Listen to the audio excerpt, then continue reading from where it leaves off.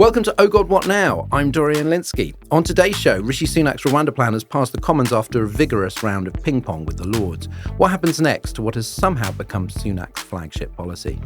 Plus, the local elections are coming next week, with many Tory councillors and mayors saying thanks but no thanks to the PM. What should we be looking out for, and how bad could it get for the Tories? Very bad. And in the extra bit for Patreon backers, Tony Blair has warned that the future of politics could be a parliament full of the weird and the wealthy. With the Tory majority already eaten away by increasingly bizarre scandals, are we already there? And why aren't we getting the MPs we deserve? Let's meet today's panel. First, it's Time magazine journalist Yasmeen Serhan. Hi, Yasmeen. Hello. So American media seems to be absolutely obsessed with the wave of pro-Palestine protests on college campuses, especially at New York's Columbia University. What do the students want, and how have the authorities responded? Yeah, I mean, it's been pretty surreal. It feels like it's been going on for a while, but it's really been only in recent days that we've seen the kind of scale of protests that I think we've been observing in major cities like London and the rest. But basically what's happening, and as you say, this is principally at Columbia, though we're also seeing a lot of focus at Yale and Connecticut, where in both universities, students are effectively creating these big encampments, staging these pretty big protests, effectively asking their universities to divest from companies with ties to Israel.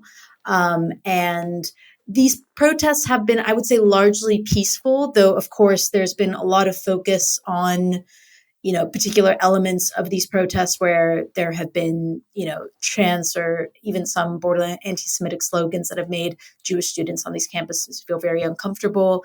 I think it's safe to say, though, at least from what I've read, and I've tried to be following a lot of the student publications covering their campuses because I find they do it the best. A lot of these protest movements seem to be peaceful. A lot of them seem to include a lot of Jewish students as well. So basically what's happened is these demonstrations have happened, and the response to them has basically been these universities asking police to come onto campus. And I think we've seen hundreds arrested and some students even suspended from their universities over involvement in these protests.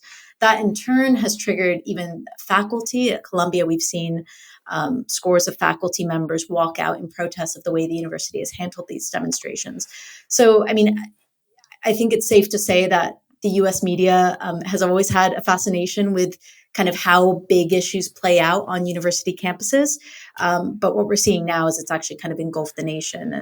And you're seeing leaders call for the National Guard to be brought in. Also, does anyone remember Kent State in 1970? Like, it's really not good when you bring in the guys with guns to break up student protests. Yeah, I mean, I think there's of course the concern about safety, and what is an appropriate crackdown and what is effectively kind of peaceful student protest. But equally, there's this question of freedom of speech and what responsibility universities have to their students to uphold it, to protect it. Because, I mean, if you look at the history of political correctness in the late 80s and the early 90s, obsessed with anecdotes from campuses, the various books about wokeness, obsessed with anecdotes from college campuses, often misrepresented anecdotes. Why is the American media, I think even more so than British media, so obsessed with what students are saying? Because bear in mind that these are people oftentimes, they're 19, 20, and sometimes they say some pretty crackpot things or overreact. It's like you're never going to come home empty-handed if you go looking for students saying extreme things. But something very serious is happening in Gaza, and perhaps this should not be the headline story. What is it? Is it that many American journalists have been to Columbia, Yale, Harvard, so on? I think that's certainly part of it. I mean, these, for a lot of the people covering, even my own university, my alma mater, the University of Southern California, was embroiled in a kind of Gaza-related scandal of its own making, where it basically decided to cancel the valedictorian speech, ostensibly for security reasons. But what critics see is, them trying to stop her from potentially saying anything. But I think also part of it comes down to the fact that, a lot of universities in some ways is seen as like a bellwether for public opinion in the future. I mean, campuses like Columbia, Yale, I mean, these are Ivy Leagues. These are where a lot of our leaders come from. So I think there tends to be a lot of intense scrutiny because these are seen as the places where our future, leaders, journalists, lawyers are being molded. But equally, because I think certainly from the right, there's this idea of this sort of liberal campus, kind of it being a focal point of like kind of what liberal America thinks. And so, yeah, I mean, the U.S. is certainly, I feel like we have a propensity to navel gaze, and it's worth remembering that it's a lot easier for Americans, and particularly American journalists, to focus and hone in on what's happening on U.S. campuses than it is to focus on what's happening in Gaza, which continues to be cut off from international journalists. I have to say we had a lot of campus radicalism in the 60s. Obviously, we had a different kind of campus radicalism during that first political correctness era. And at no point does it seem to have produced a Congress rammed with lefty radicals. So maybe the future leaders are not going to be the people in the encampment. Hello to the author of The Future of Trust and host of Jam Tomorrow, Ros Taylor. Hi, Ros. Hello, Dorian. Rishi Sunak has promised the UK's largest ever military support package to Ukraine, and Republican leaders in Congress have finally, after months of delay, approved $61 billion of aid. What is the cost of the delay for Ukraine? It's pretty high. They've been forced to retreat fairly in recent months, and on a number of different fronts, and it's unclear just how quickly they can get this new package of aid out to Ukraine. There's also an imminent risk in the form of what Russians celebrate as Victory Day on the 9th of May, which is when they celebrate victory over Nazi Germany. And there is speculation that Vladimir Putin might want to have a bit of a victory to celebrate that, and therefore might make a push forward. And it would be frankly difficult to get much out to Ukraine before then. Then there's been talk of a summer offensive and trying to push through a small town in Donetsk that would be a corridor to bigger places in Ukraine. So I wouldn't like to say whether it's too late or not. I just found it remarkable that Mike Johnson, the House Speaker, basically said, "Oh right, so I saw the security briefings, and it turns out that this is like really bad, and that we have to stop Putin taking Ukraine." After 6 months of blocking it. It's a long way away. Is there like a secret room where even the dimmest Republican finally gets enough information where they go, "Oh, Putin bad"? Anyway, Sunak wants the UK to boost defence spending to 2.5% of GDP by 2030. Well, I'm sure he will still be Prime Minister. The implication here is because Europe can no longer rely on the US. Particularly if Trump returns, or indeed any Republican president in future, by the looks of it, unless they take them to the secret room. When budgets are tight, is this something you think Labour should commit to as well? I mean, I don't think they've fully committed to it, but they've certainly been talking about it. They have been talking about it. They are committed to 2.5% when resources allow, which is a nice elastic term. When Rachel says it's okay. When Rachel says it's okay. So they have the aspiration to do that. But of course, this puts the heat on them a bit more to commit, which is exactly what Sunak wanted. To be honest, we're moving in this direction anyway. I mean, the drumbeat of war is not that loud yet, but it is getting louder in the distance. If you listen to what think tanks and commentators in the defence space are saying, which I do as part of one of my roles, there is more and more talk about, right, Europeans need to realise that they might have to go to war. The soldiers have no experience of being on the battlefield, most of them. They've never, assaulted a tank column or fought in a battlefield surrounded by swarming drones. There's all these warnings. And of course, part of this comes from a group of people who have been waiting for an opportunity to make the case for more defence spending. So to a certain extent, you have to be cynical about it.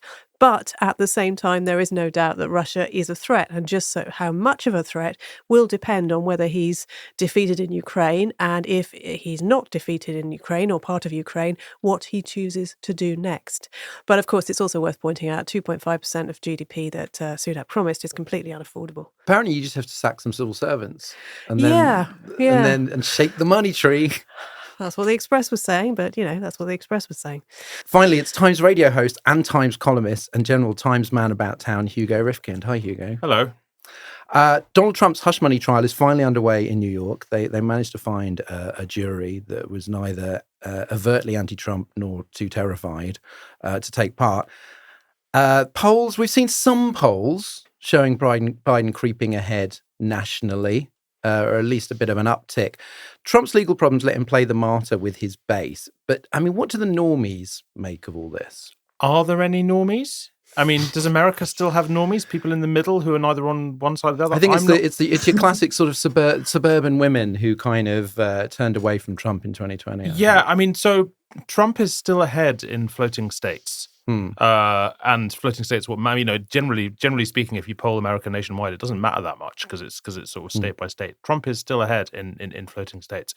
It is quite hard to believe that anybody could look at him on trial for allegedly paying hush money to Stormy Daniels, even with the sort of relatively remarkable detail that's being fleshed out, although none of it's that new, in the trial about the sort of systematic approach towards shutting down unflattering stories before the election. All of that, it's quite hard to imagine anyone would look at it and have it change their view of Donald Trump. You know, it's not like any of this stuff has been in the dark. People know who he is. I think it's funny. I mean, as you were talking about before, about the way the American media covers protests on campus, the way people drill down sort of so deep into it, really, really want to know what's going on. I feel after so many years, so long after Trump first sort of entered politics and was elected, you still don't see that kind of focus on why at least half the country votes Trump. And I mean, I'm not saying I can sort of, I could enlighten anyone. I don't know either.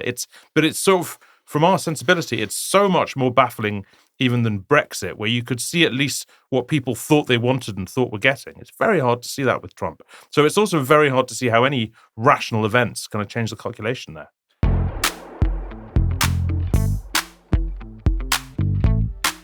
Before we start, some exciting news about Oh God, What Now live in Islington on Monday, May the 20th. Roz, Alex and I will be live on stage at the new King's Head Theatre in the very homeland of the Anti-Growth Coalition. We promised you a special guest, and we've got one.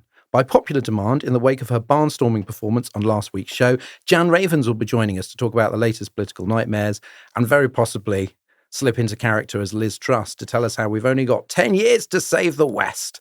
There are very few tickets left, link in the show notes, but of course the best way to first dibs is to back us on Patreon. You'll get early bird notifications and a ticket discount. In the meantime, don't forget, Monday 20th of May for Oh God What Now, it's grim up North London with me, Roz, Alex and special guest Jan Ravens. We'll see you there.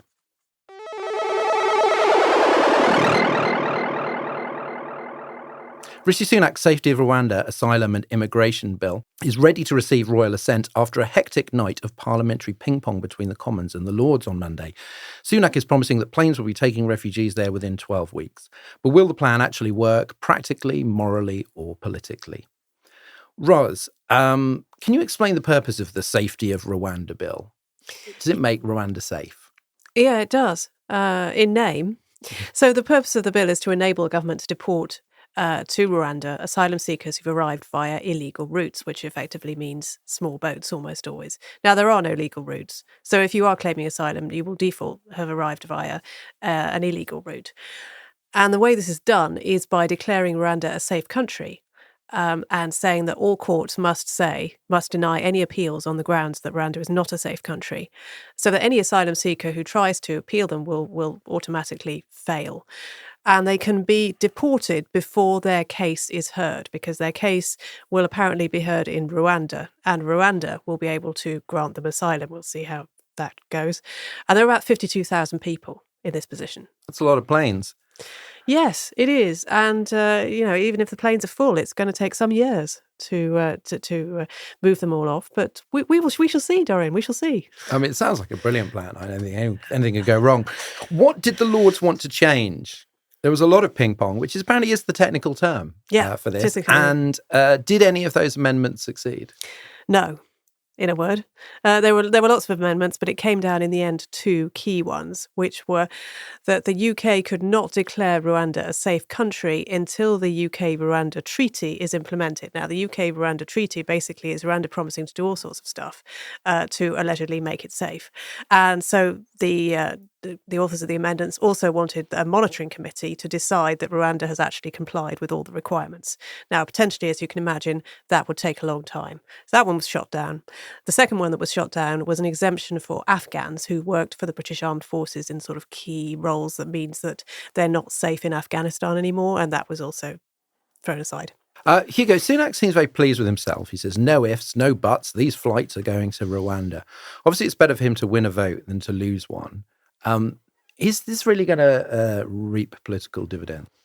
I mean, my hunch is no, but it's sort of, look, it might. You know, I'm getting a bit wary of saying none of this is going to work for them at all. There is enormous support for stopping the boats, as indeed there should be. You know, we saw 5 people die this week. I'm in favour of stopping the boats, for God's sake. Also, immigration is extremely high. A lot of people would like immigration to come down. Obviously, most immigration isn't coming in on illegal boats across the channel, but it is a totemic issue. The thing. The sort of the nub of this for Rishi Sunak, though, is whether people associate shipping people to Rwanda with A, stopping the boats, and B, lowering immigration, right? And logically, they shouldn't. Because numerically, they shouldn't. But that being said, I mean, none of us quite know how these things sort of spread out in current rumour convention among the illegal gang smuggling, channel crossing community. It is possible, albeit unlikely, that this sort of this notion that, hey, if you go to Britain, they'll send you to Rwanda, does indeed spread and have something of an impact. What this kind of sort of comes down to, though, is actually, although you think he's got through the difficult bit, this is the difficult bit. This is the really exposed bit. This is the bit where actually, if it turns out he is, even in the great dream, sending however many it was, 2,000 people a month to Rwanda, if he does all that, and immigration and overall migration into the country is still pushing the 1 million mark, and the boats go up and up and up, then what the hell's it all been for? And that's what he's right on the verge, assuming it all goes ahead, of being exposed for, potentially. Is there a gap in the polling between people who would like to stop the boats and may even support the Rwanda scheme in principle and people who think that will actually work? That's not quite the polling I've seen, so I don't know. I know British Futures did a poll saying that basically most people believe, I'll probably get this slightly wrong, but roughly this poll was, most people believe that sending people to Rwanda in itself is not enough to call this policy a success. Right. Okay. Right. Yeah, So which of course it isn't. It turns out people aren't dumb. That's good news. Yasmeen, as Hugo mentioned, the bill was being debated as 5 refugees died while trying to cross the channel in a small boat. I mean, these are desperate people. You do not make this choice if you think you've got a lot of options.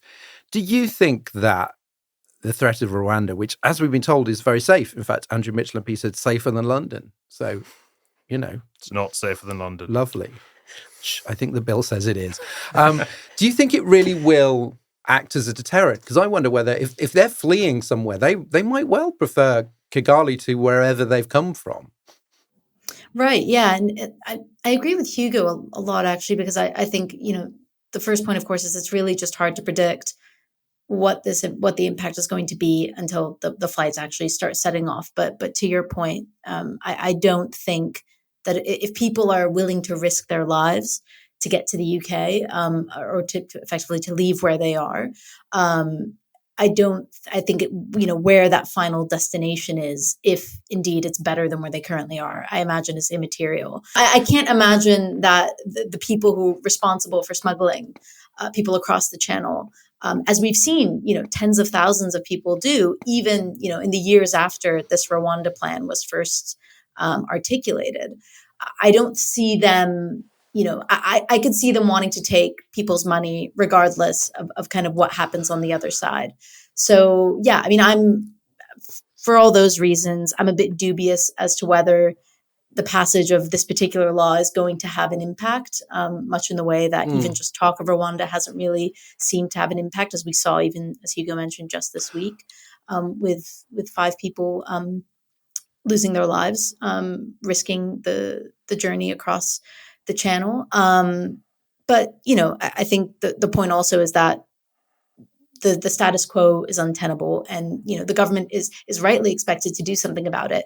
But this plan, which is not only expensive, I think it's going to cost about £500 million total in the end. But I mean, I don't know however much, your average flight to Kigali times the thousands of people Roz mentioned. I mean, it's going to be very expensive. If I may, it will cost more to send a person to Rwanda, we have discovered, than it would cost to send them to space. It's one of those things where it's like, I think, it's the sunk cost fallacy that we've been talking about this Rwanda scheme for years. But if nobody talked about it and someone just came up with it like now, and they said, this is what it's going to cost, this is how many people we can take, and this is the problem that it's designed to fix, I think anybody would just go, well, no, obviously not. But it's almost like once it was up and running and it became like a kind of an ego thing. There's also a complete vacuum of ideas about what to do to stop the boats. I mean, the government. The government has tried a few things and it's sort of tweaked around the edges and managed to get more Albanians sent back effectively and that kind of thing. But it hasn't.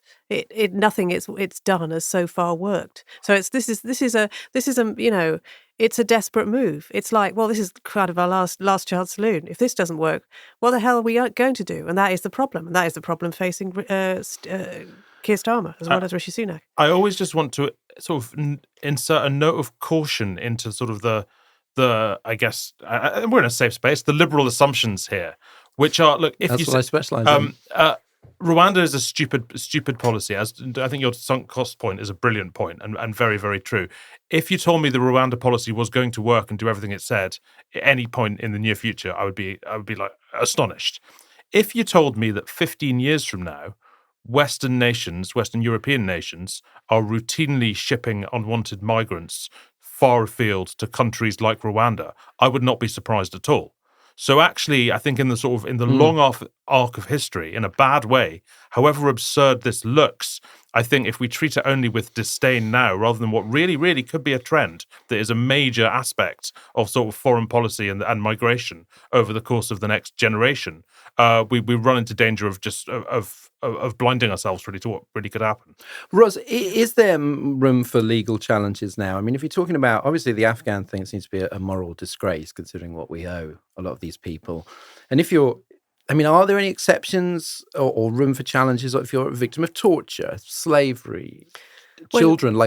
Is there any sort of hope on that side, on the lefty lawyer side? Well, your case won't be heard until you're in Rwanda, so you won't be able to argue that you're a victim of torture and slavery. You are sent off to Rwanda to have your case heard. Now, in terms of children, if you're an unaccompanied child, they won't send you to Rwanda. The case will be heard in Britain. Right. But if you're part of a family, you will. That's the decision. How much room is there for legal challenges now? Quite a bit. Despite all the government has tried to do. Migrants will try to appeal. They basically have about 12 days in which they have a window to appeal after they've been told, first of all, that they're likely to be on a flight and then that they'll definitely be on a flight. That gives them that window. That is way long enough for lawyers to move into action. There will be possibly a bit of a ding-dong with the Supreme Court because you'll recall that the Supreme Court ruled that Rwanda was not a safe country. It didn't object to, on the principle of sending people abroad to other countries, which was interesting and speaks to what Hugo was saying just now. But it said Rwanda was not safe. And essentially, this law overrules the Supreme Court. So that creates a big tension between two big branches of government.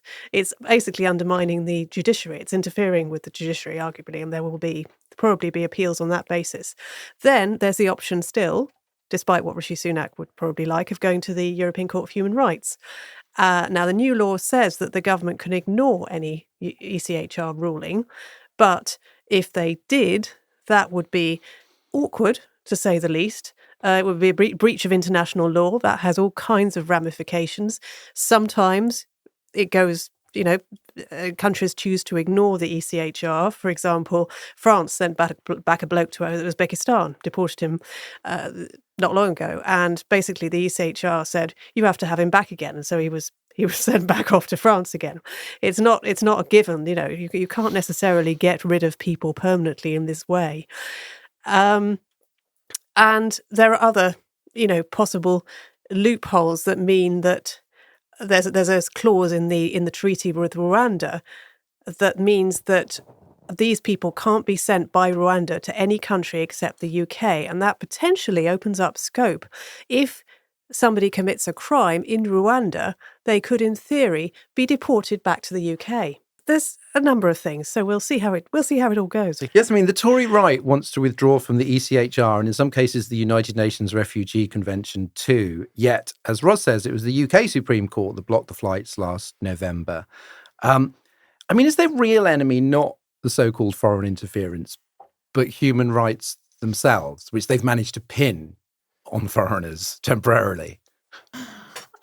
To be honest, I think their enemy is whoever disagrees with them on this. So, whether it's the community of human rights or some other community, I think they would face their ire. I think what kind of baffles me, though, is that they kind of, and I think we've seen this in other examples, and Brexit perhaps being the kind of clearest case of just using one sort of issue as a panacea to solve all the others. But threatening to leave the ECHR would create more problems. I mean, quite aside from the poor optics, it's worth remembering that of all the other countries in the region outside the Council of Europe, there's Russia and Belarus. So that's not really the best company that the UK, I would imagine, would want to keep.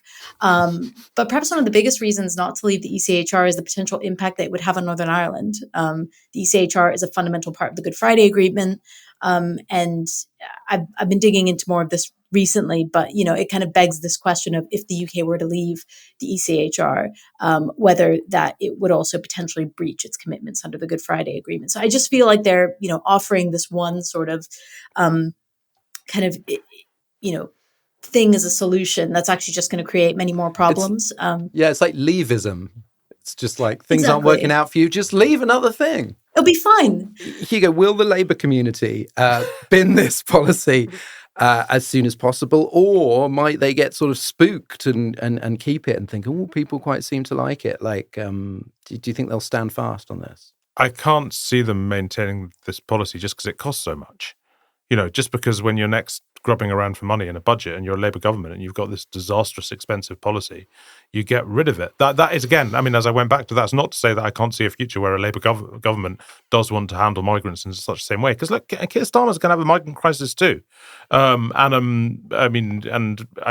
sure he will largely deal with it in a more sane way by focusing more on crossings themselves. That's not to say they won't sort of fall into the trap of, mad blue sky thinking somewhere down the line as well. But I think they'll bin it. Yeah, it's a remarkable test for Starmer because it's fascinating. Well, I say fascinating. It is fascinating, the contrast between wanting to be tough on migration, which he will be, and he probably, frankly, has to be, and the rule of law. And the way that he has always prioritised, because of his history and the kind of guy he is, the rule of law. So whatever solution he might have to this problem will not involve breaching international law. So it might be something, goodness knows, I mean, it's possible that the ECHR on refugee rights and asylum might change in the next few years. That is something that is entirely possible, and we sort of don't really talk about much, but it's thinkable and it's being thought about.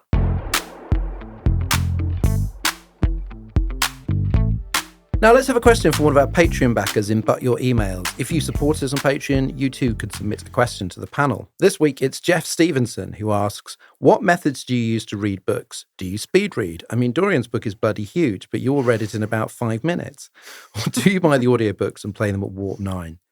I do want to point out my book is not bloody huge. It's 400 pages, which is very reasonable. It's just got a lot of and source notes and index and all that. So it's not huge. It's a quick read. Fun. It's great. Everyone loves it. Anyway, moving on. Hugo. Yes. You're going to say, did you read my book? Did you like it? I interviewed you about your book on Times Radio. Yeah. No, I think I'd have done a damn good job of doing that if I hadn't read your book. You definitely read it. That would have been impressive. But I mean, you do have to read quite a lot of books to interview people on the radio. Yeah.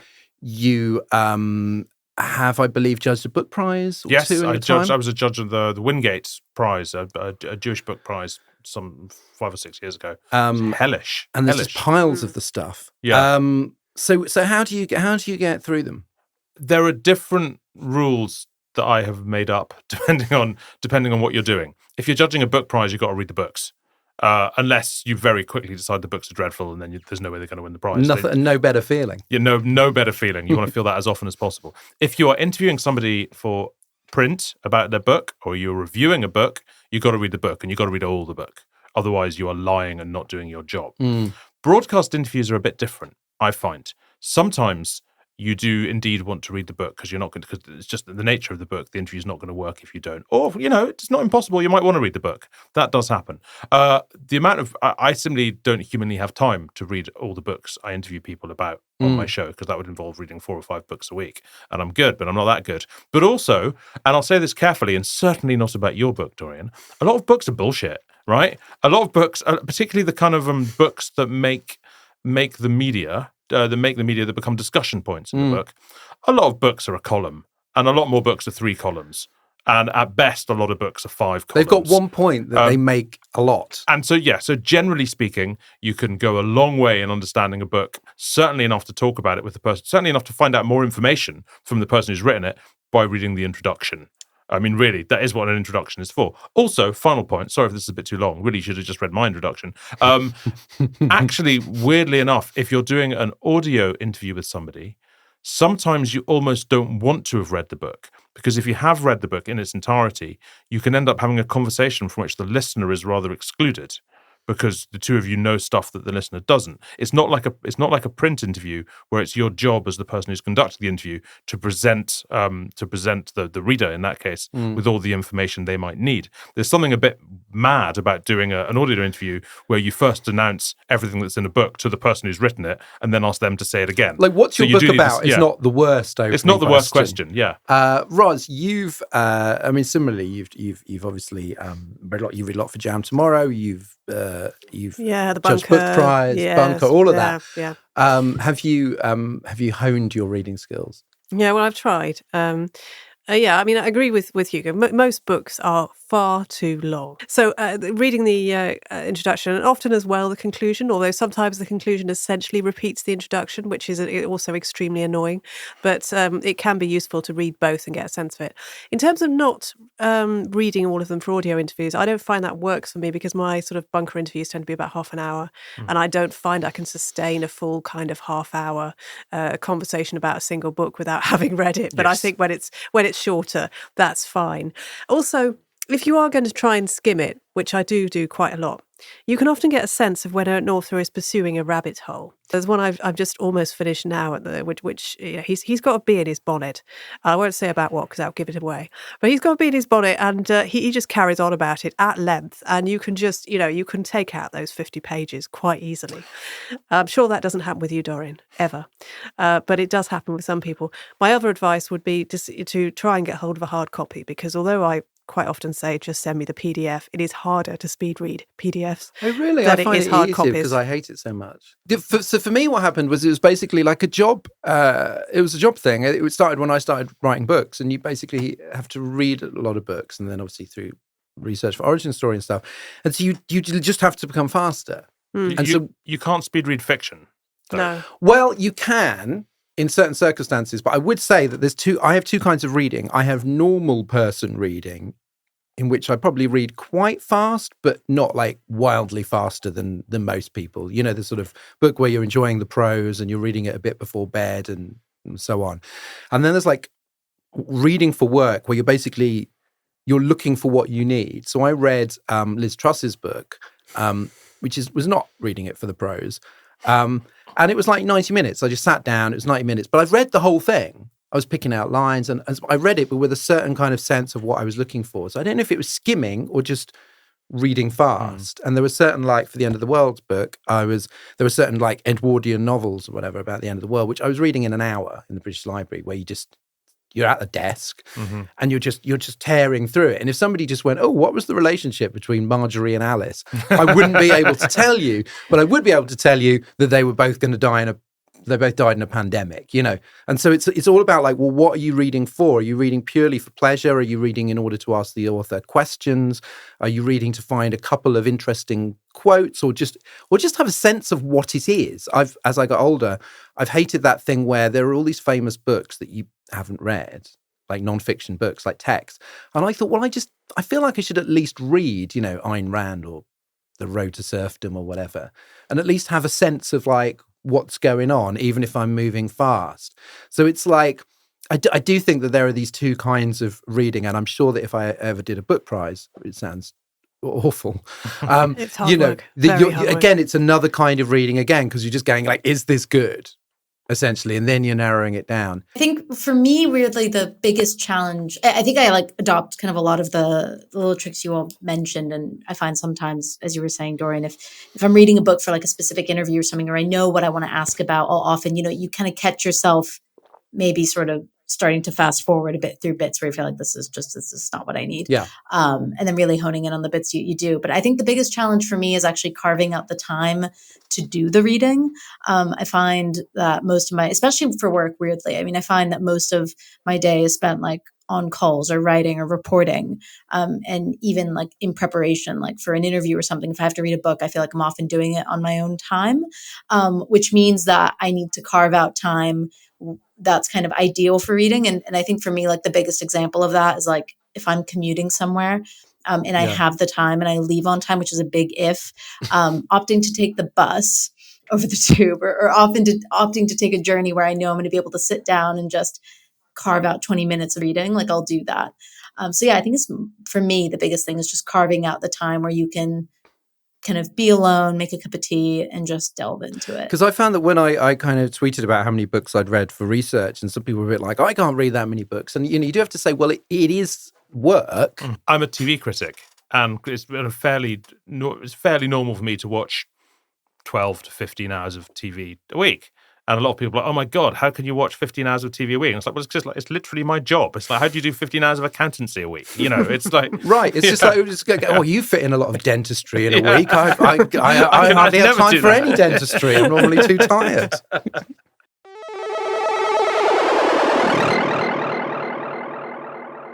Next up, the local elections are just around the corner on the 2nd of May, circled on everybody's calendars. Voters will elect 10 Metro mayors, 39 police and crime commissioners, 25 members of the London Assembly and several thousand local councillors. Some Conservative councillors have admitted to feeling very restless and want to keep Sunak and Westminster at arm's length. Relatively popular regional mayors Andy Street and Ben Houchen are barely running as Tories at all.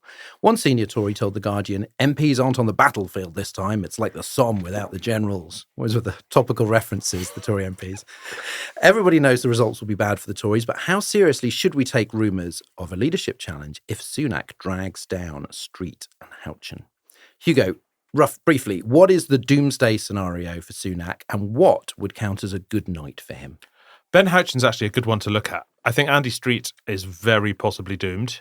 I think, from in an electoral perspective, Ben Houchen, who's not a very well-known man, he's the mayor of Tees Valley. His profile outside Tees Valley is not enormous. I expect we'll hear an awful lot about if he clings on. Suddenly he'll be this template Tory that they've apparently been going on about for years, a bit like the way sort of people claim to have always been into the Velvet Underground sort of thing. But look, I think the nightmare scenario for Rishi Sunak, it's almost like not quite so precise about these particular figures. The nightmare scenario for him is if he ends up with an awful lot of MPs who in their own constituencies have seen Tory councillors wiped out, because that reflects very directly on what's going to be happening for them in the election. So, I think the numbers they're talking about, I think there's an expectation that they could lose. They'll lose hundreds of councillors, 500 at least. I think that they're talking about. But yeah, it'll be basically about how comfortable individual MPs feel afterwards. A leadership challenge would produce the 4th Tory PM in a single parliament. And it's not good to have that many, I should point out. Is it really conceivable? It doesn't seem like it would project, confidence and vigour on the part of the party. Well, when things can't be worse, they can't be worse, right? And like genuinely, and it's sort of, so while it would be mad, objectively, it would be mad for them to replace the leader. Can you confidently say that the Conservatives wouldn't do better if Penny Mordaunt was leading them? Things can only get better. Well, things can only get better, quite. It's like, I can't confidently say that. I think it's certainly very possible they'd do worse. But that's not actually a sort of a mad gamble to take if things are really, really, really that bad. That being said, I think they probably do go into the next election with Rishi Sunak. That would be my expectation. Do you think the result, in one way or another, could affect the general election date?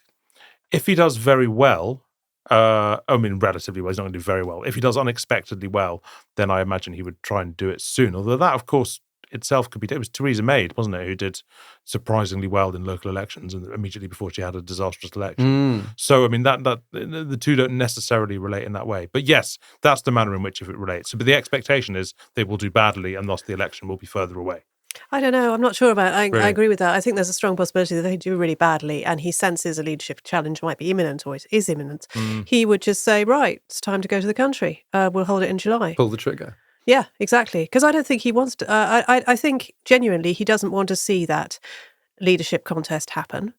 God knows how many of us want to see it happen. Jesus, just imagine. Anyway, but bring trust back. It's almost a more dignified way of going, isn't it? It's falling on your sword, and it's taking everyone down with you, but it's falling on your sword.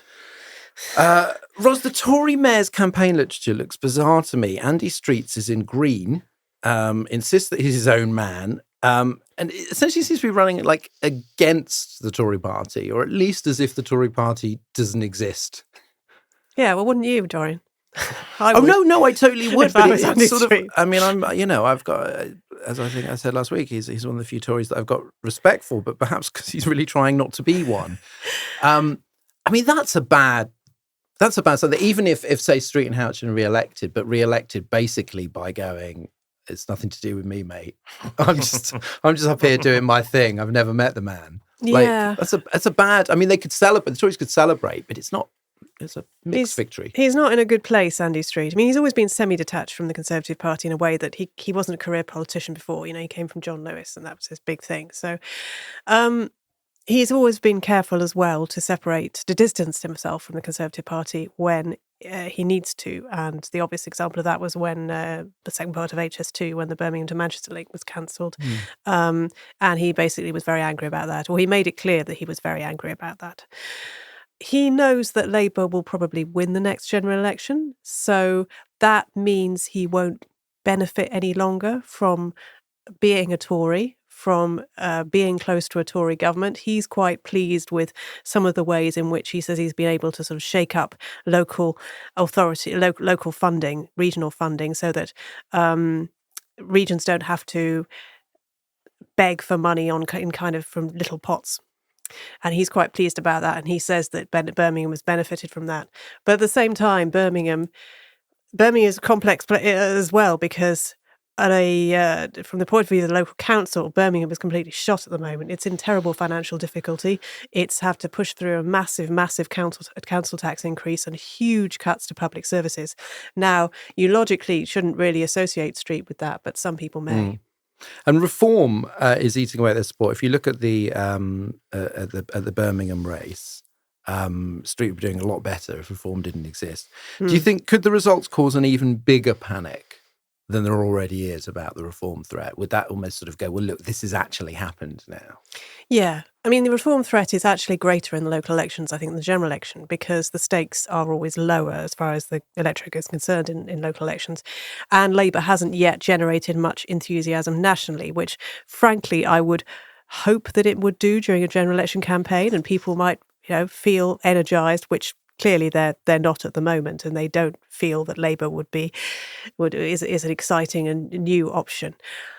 The question I think voters might be asking themselves about Reform is, when your council has very little money, as almost all councils do now, do you want Reform councillors deciding where that money goes?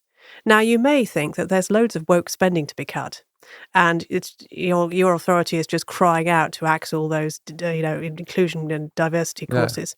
Or you may think, I want grown-ups in charge when running a council is so difficult at the moment and all these really hard choices are having to be made.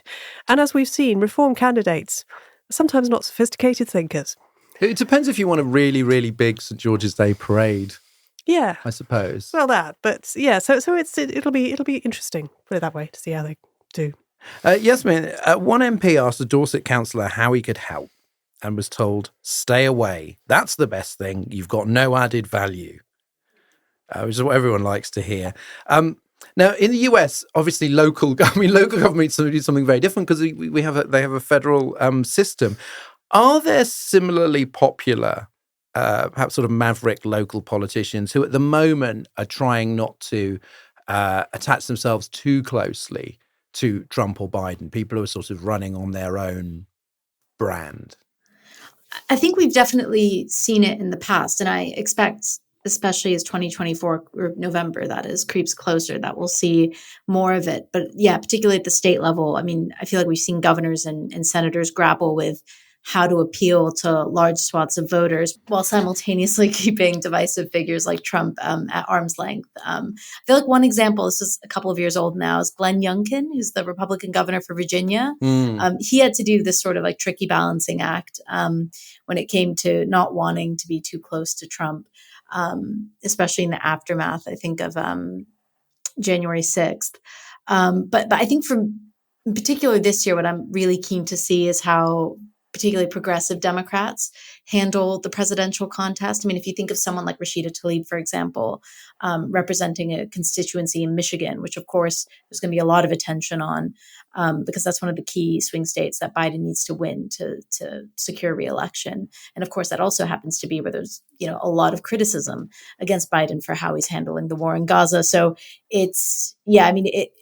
one can't really fathom any sort of Democrat saying anything that would, be misconstrued as supporting Trump in any way.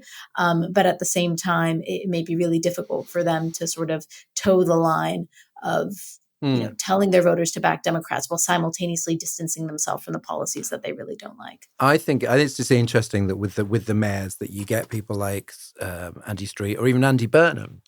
He's not, he's not trying to completely distance himself from Labour, but they're very, very proud of being independent. It's quite a new thing in British politics, whereas in American politics, because of the federal system, it's been like that for a long time. Hugo, let's talk about London. In the latest poll, Sadiq Khan, listeners are always saying, why don't you talk more about London? So we're going to do that. It's a bit of a blind spot for the media in London, isn't it? Yeah. In the latest poll, Sadiq Khan is on 46% and Tory oddball Susan Hall is on 27%, a 19-point gap, but narrower than it used to be, especially in outer London. Khan's people are worried about changing the voting system to first past the post. Without second preference votes, it means that he could lose support to Zoe Garbett, the Greens, or Lib Dem Rob Blackie. How surprised would you be if he lost? Very surprised. People think Rwanda is the stupidest thing the Tories are doing at the moment. It's not. It's their mayoral candidate. She's remarkable. It's remarkable the extent to which she has put people off. Sadiq Khan should be in trouble.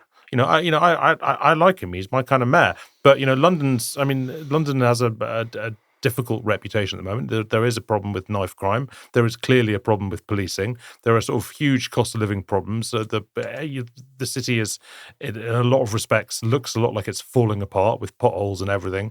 And while not all of that falls directly at the mayor's door, people think it does. So he ought to be in real trouble. The fact that the Tories have contrived to have a candidate who is even less attractive than a 8-year now incumbent mayor, it's pretty special. Roz, let's look elsewhere to the northeast, where there is a new mayoralty. Jamie Driscoll is running as an independent after being left off the Labour shortlist, and he's become a hero on the anti-Starmer left because there was a real sense of injustice that he'd been blocked there. What are his chances of defeating Labour's Kim McGuinness? It's a sort of, obviously there is a big Labour wave coming, but there's also quite a lot of action on the left. Yeah, I think his chances are pretty good. He'll appeal to voters who think that Labour isn't bold enough. There's another, if you think about it much, I don't know that many voters are, but if you delve into it, then there is a question about whether voters think if they got a Labour mayor, their region will get more money. That depends on whether you think Labour is going to be rewarding regions who have a Labour mayor or whether you think Labour is going to be morally upright and isn't going to do that kind of vaguely pork barrel politics. But I don't know if people are going to actually think in that degree of depth. His opponent, Kim McGuinness, the Labour candidate, is the Northumbrian Police and Crime Commissioner. So what he's trying to do is to exploit that by attacking her record on crime and the usual thing. So yeah, it will be. I wouldn't like to make any predictions about that race, but I think his chances are fairly good. Because we've always got to be. There's certain people in the media who will be looking for the "it's bad for Starmer" story, and that's one of the possibilities. Yes. Labour is also worried about new voter ID rules. You've argued that if people need ID to vote, then everybody should be issued some for free. The ID card was a controversial defeat for Tony Blair. Do you think that these rules justify it now, even if you're a little squiffy about it. Yeah, I do actually. I mean, it was actually pulled by the coalition government. Tony Blair's still really keen on it. He wrote a paper with William Hague recently. But he got slowed. There was a lot of opposition, which is why he didn't deliver it. Yeah, there was that. There was a lot of civil liberties opposition. I thought about this a lot for a Jam Tomorrow episode on ID cards we did. Bit of a plug there, sorry guys.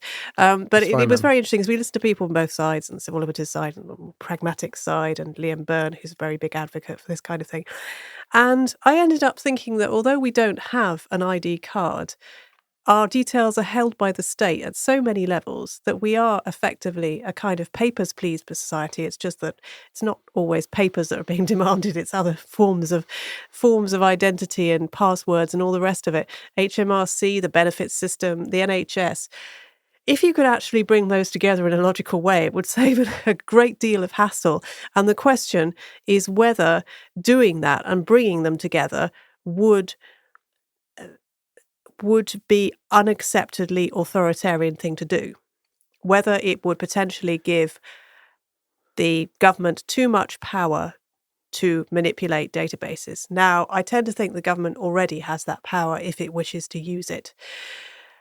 It's been incredibly stupid and messy, the idea, the requirement for voter ID, because if you don't have it, and quite a lot of people don't because they don't have a passport or driving license for whatever reason. Why should they necessarily have to have either of those things? Councils have an obligation to issue ID to voters who don't have it, but that is a hassle. You have to produce multiple other forms of ID in order to obtain it. It's been really badly handled. It's really democratically, I think, just unacceptable to say, right, if you want to vote, if you want to perform this basic democratic right, we're going to force you to obtain this document and this kind of document. That, to me, is just wrong. Well, my life became much easier when I learned to drive and got a driving license. And I was just like, this is really useful. It's a card with your photo and your address on it, which is accepted as ID everywhere. And you don't freak out about losing it the same way you do with I don't have passport. that. I have to take my passport everywhere, and increasingly so, and it's really annoying. Yasmeen, before we go, is there anything that you'd like to highlight for the local election night parties that would be sweeping the nation? Like any particular parts of the country where you think, oh, this is going to tell us which way the wind is blowing? Yeah, like the UK version of Iowa.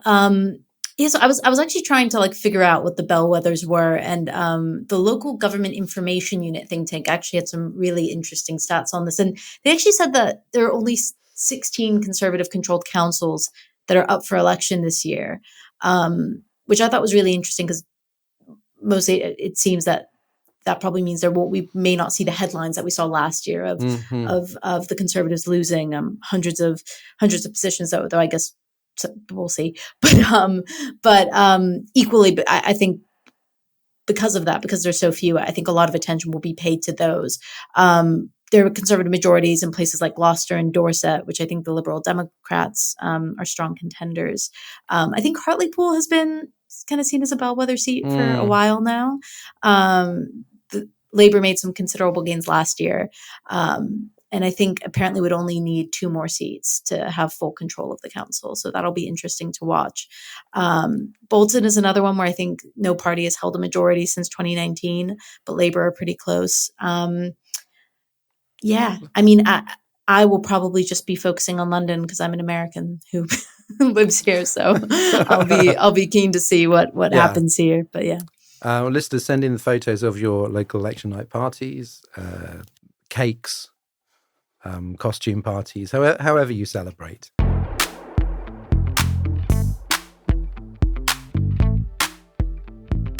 We've reached the end of the show, so what are the stories that have gone under the radar this week? Hugo. Marshmallows. Marshmallows are not confectionery. Marshmallows are cooking ingredients. This was decided in court because the taxman... The Marshmallow Man was on trial. Yes, literally big marshmallow. Yeah. Basically, the taxman wanted, I think, £500,000 from Big Marshmallow because there should have been VAT on marshmallows and some people weren't paying them. And Big Marshmallow won. And there's no VAT payable on marshmallows. This is, of course, reminiscent of the great Jaffa Cake debate. Of course. In which Jaffa Cakes were deemed to be cakes. Although the big Jaffa Cake debate is the wrong Jaffa Cake debate, because the right Jaffa Cake debate is which end is the top of a Jaffa cake. Because according to Jaffa cakes, the chocolate is on the bottom. What? Yeah. No, I disagree. Fuck that, right? Well, I think that's wrong. Nobody thinks that. Well, Mr. Jaffa thinks that. With all due respect to them, yeah, that's not true. McVitie's weighed in a few years ago and responded to a tweet clarifying this once and for all, saying, our Jaffa cakes go through a reservoir of chocolate, so the chocolate is on the bottom. That's that. The wrong people are in charge. Yeah. Roz. I'm quite annoyed with Ofcom at the moment. They've ruled that Nigel Farage can carry on presenting GB News during the election period because he's not a serving politician. So unless he stands as a member of Parliament, which he might still do, although probably unlikely because he can't be sure of winning any particular seat, he is free to carry on during this period presenting, albeit not actually reading the news, which is the distinction that's important. Apparently. And some might say that GB News is already a very, very, very right-wing channel. Yeah, it is. And so that it wouldn't really make much difference. That's a pragmatic way of looking at it. Are you worried about the principle? Yes, I am. It's a regulated channel. If you're going to have a regulated channel, then you have to follow the rules. And GB News has managed to basically get round them. And I think this is a bad thing. Basically, the Ofcom said, most people, we asked quite a lot of people, we asked focus groups, and they said they didn't really know how they felt about politicians presenting news channels. So we said, okay, then. Okay, but it's not your job to just listen to other people, to listen to focus groups. Your job is to make a decision based on expertise and the law. Anyway. Are the wrong people in charge? Part two. I'm sorry, it's just elitist, isn't it? I'm going to shut up now. You can't trust Ofcom. You can't trust McVitie's. Yasmeen, what is your under the radar? So I've been anticipating, as have many observers, the launch of aid flotilla, civilian aid flotilla to Gaza from Istanbul. You all may recall that I think they've done many of these types of flotillas, which are really designed to sort of break the blockade of Gaza by Israel. The most prominent one was in 2010, which unfortunately ended up being quite a tragic incident where basically the Israeli Navy boarded these ships, and in one of them, 10 Turkish aid workers were killed. 9 at the time. One was in a coma for many years and then died thereafter from his wounds. But there's a new flotilla that's going to attempt to break the blockade, bringing with them 5,000 tons of aid. In any event, I think that's something to watch. Obviously, after the World Central Kitchen incident, I think there's obviously going to be a lot of focus on, sort of what the response is to this. But obviously, I think that the biggest issue is that this flotilla is saying that they won't allow Israeli authorities to check the goods that they're bringing. They're allowing port authorities from wherever they're leaving to. So, that's one that I'll be watching that I expect we'll hopefully get an update in the coming days. And that's the show. Thank you so much to Yasmeen. Thanks for having me. Hugo. Thank you. And Roz. Thank you. Stick around for the extra bit after Demon is a Monster by Corner Shop, and a hearty salute to our generous supporters without whom we could not make these podcasts. And you can join them for as little as £3 a month. Get the podcast early without ads, plus lots more. Search Oh God What Now Patreon to find out how. We will see you next time. Thank you so much to Roger Marshall, Joe White, Nick Devine and G. Poole. We really appreciate it. I would like to thank Bridget Ford, Mike, Adam Reddy and Linda. And many thanks from me to Gareth Brown, Joe Turner, Laura Labeds, and Jen Beaumont. Thanks so much for your support to Jamie Randall, Susan, Kate Anathema, very punk name, and Andrew Henry.